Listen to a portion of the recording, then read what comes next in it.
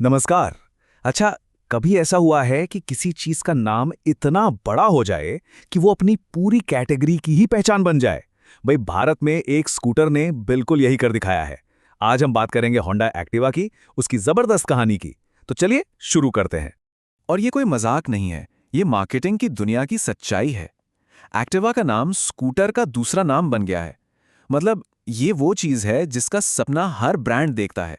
कमाल की बात है ना, एक प्रोडक्ट इतना कामयाब हो जाए कि लोग कैटेगरी को ही उसके नाम से बुलाने लगें।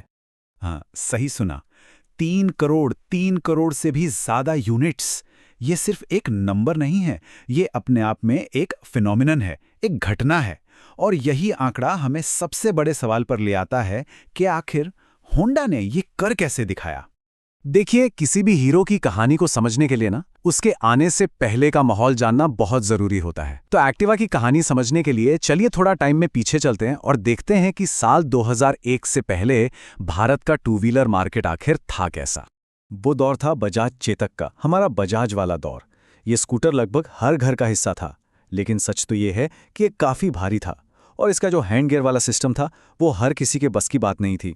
इसका डिज़ाइन भी ज़्यादातर पुरुषों को ध्यान में रखकर बनाया गया था, जिससे परिवार के दूसरे लोगों के लिए, खासकर महिलाओं के लिए, इसे चलाना एक चैलेंज बन जाता था। अब यहाँ जो बात है वो बहुत दिलचस्प है। उस वक्त मार्केट में ना एक साफ साफ बंटवारा था। एक तरफ थे चेतक जैसे भारी भरकम गियर वाले स्कूटर, जिन्हें मर्दों की सवारी समझा जाता था, और दूसरी तरफ थी काइनेटिक और टीवीएस स्कूटी जैसी हल्की फाइबर बॉडी वाली स्कूटियां, जिन्हें सिर्फ महिलाओं के लिए ही देखा जाता था। इसका मतलब ये कि ऐसा कोई एक स्कूटर था ही नहीं जो पूरे परिवार की जरूरतें पूरी कर सके। तो सवाल यही उठता है कि क्या कोई बीच का रास्ता था? क्या कोई ऐसा स्कूटर बन सकता था जो इस गैप को, इस खाली जगह को भर सके? होंडा ने इसी सवाल में एक बहुत बड़ा मौका देखा, और बस इसी खाली जगह को भरने के लिए साल 2001 में होंडा ने लॉन्च किया एक्टिवा। ये सिर्फ एक नया स्कूटर नहीं था, बल्कि मार्केट की जो समस्या थी ना, उसका एक बहुत सोचा समझा जवाब था। होंडा का सबसे बड़ा दांव, या कहें कि मास्टर स्ट्रोक, था इसका यूनिसेक्स डिजाइन। उन्होंने एक ऐसा स्कूटर बनाया जो ना तो बहुत ज्यादा मैस्कुलिन था और ना ही बहुत ज्यादा फेमिनिन। ये एक ऐसा डिजाइन था जिसने मार्केट के मर्दों के स्कूटर और औरतों के स्कूटर वाले बंटवारे को एक झटके में तोड़ दिया। और इसका नतीजा वो इस चार्ट में बिल्कुल साफ है। ये स्ट्रैटेजी जबरदस्त हिट हुई। एक्टिवा ने पुरुषों और महिलाओं दोनों को अपनी तरफ खींचा। ये आंकड़े इस बात का सबूत हैं कि यूनिसेक्स डिजाइन की ये रणनीति कितनी बड़ी जीत थी। तो चलिए अब मार्केटिंग के जो मशहूर 4Ps है ना, उसके नजरिए से एक्टिवा के फॉर्मूले को डिकोड करते हैं। सबसे पहले है प्रोडक्ट। देखिए, एक्टिवा की जो मजबूत मेटल बॉडी थी, उसने लोगों को फाइबर बॉडी वाले स्कूटर्स के मुकाबले कहीं ज्यादा भरोसे का एहसास दिलाया। फिर उसका 4 स्ट्रोक इंजन, पावर और परफॉर्मेंस का क्या कमाल का बैलेंस था। और ऊपर से लगभग 60 किलोमीटर प्रति लीटर का माइलेज। ये तो मतलब भारतीय परिवारों के लिए एक जैकपॉट जैसा था। अब आते हैं दूसरे पी पर, यानी प्राइस पर। होंडा की रणनीति सिर्फ स्कूटर की शुरुआती कीमत को लेकर नहीं थी। उनका फोकस था टोटल कॉस्ट ऑफ ओनरशिप पर। मतलब स्कूटर को खरीदने से लेकर उसे चलाने तक का जो कुल खर्चा होता है, उस पर होंडा ने एक बहुत मजबूत वैल्यू प्रोपोजिशन तैयार किया। पहली बात, इसकी शुरुआती कीमत बाजार के हिसाब से बिल्कुल सही थी।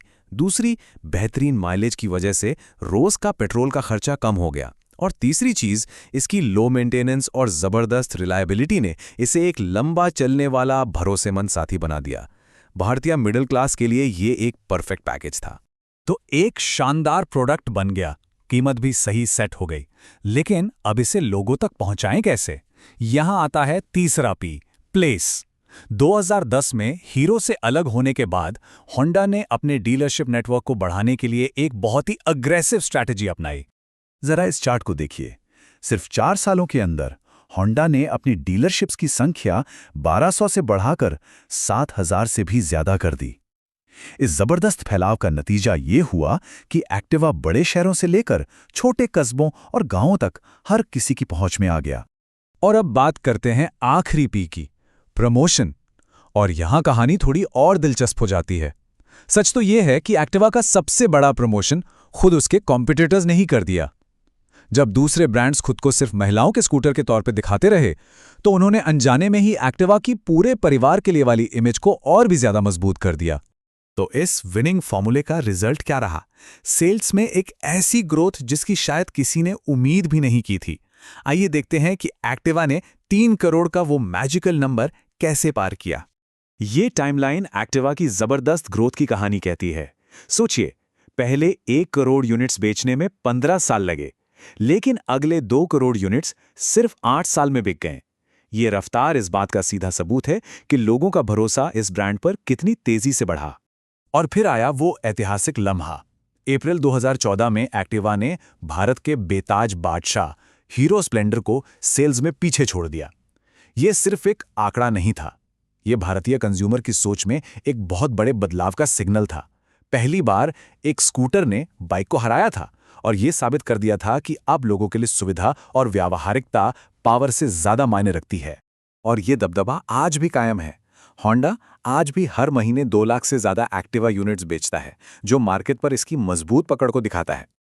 लेकिन कहते हैं ना, हर राजा के सिंहासन को कोई ना कोई चुनौती जरूर मिलती है। तो आज के दौर में स्कूटरों के इस किंग को कौन चैलेंज कर रहा है? एक्टिवा का सबसे बड़ा चैलेंजर है टीवीएस जुपिटर। ये इंडिया का दूसरा सबसे ज्यादा बिकने वाला स्कूटर है और इसने मार्केट में एक्टिवा को वाकई में कड़ी टक्कर दी है। ये टेबल इस मुकाबले को एकदम साफ कर देती है। एक तरफ है टीवीएस जुपिटर, जो कम कीमत में ज्यादा फीचर्स ऑफर करता है, जिसे experts better value for money कहते हैं। वहीं दूसरी तरफ है एक्टिवा, जिसका सबसे बड़ा हथियार है उसका नाम, उसका दशकों पुराना भरोसा। तो ये सब हमें एक बहुत ही दिलचस्प सवाल पर लाकर खड़ा कर देता है कि जब एक मजबूत चैलेंजर कम दाम में ज्यादा फीचर्स दे रहा है, तो क्या सिर्फ एक्टिवा का नाम, उसका बरसों का भरोसा बाजार पर अपना राज कायम रखने के लिए काफी होगा? सोचने वाली बात है। तो आखिर में एक्टिवा की कहानी सिर्फ सेल्स के नंबरों या मार्केट शेयर की कहानी नहीं है। ये एक ऐसे ब्रांड की कहानी है जिसने भारतीय समाज से एक गहरा रिश्ता बनाया है। ये पीढ़ियों से परिवारों का भरोसेमंद साथी रहा है। ये सिर्फ एक स्कूटर नहीं, ये भारत की सड़कों पर चलती फिरती एक विरासत है।